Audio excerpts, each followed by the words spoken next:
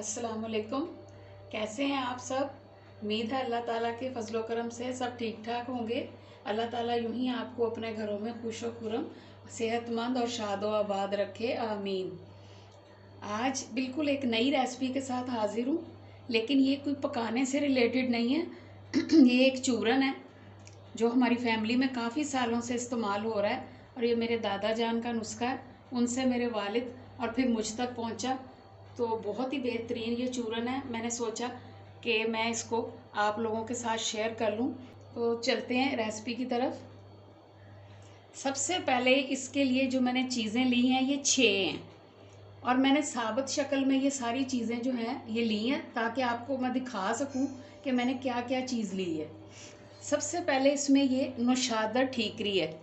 ये मैं आपको करीब से दिखा रही हूँ। ये एक चमकदार पत्थर की शक्ल में है। उसके बाद ये काला नमक है।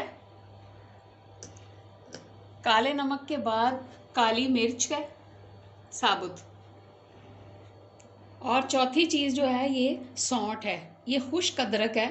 जब अदरक खुश्क हो जाती है तो उसको सौंठ कहते हैं। इसके बाद राई है, और राई के बाद सौंफ। तो टोटल 6 चीज़ें हैं जिनसे ये बनती है, और ये सब जो हैं पंसारी की दुकान से बहुत आसानी के साथ मिल जाती हैं, और वो लोग वहीं पे आपको ये चीज़ें पीस भी देंगे।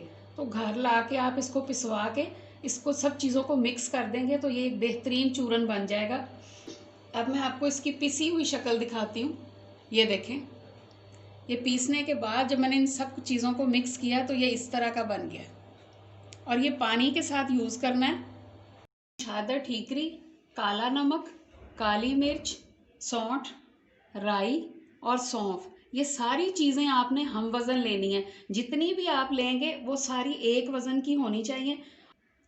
मैंने 40-40 ग्राम ये 6 चीज़ें ली हैं, लेकिन अगर आप ज़्यादा मिकदार में बनाना चाहते हैं तो आप मिकदार ज़्यादा कर लें। लेकिन ये बात आपने याद रखनी है कि चीज़ें सारी एक ही वज़न की हों।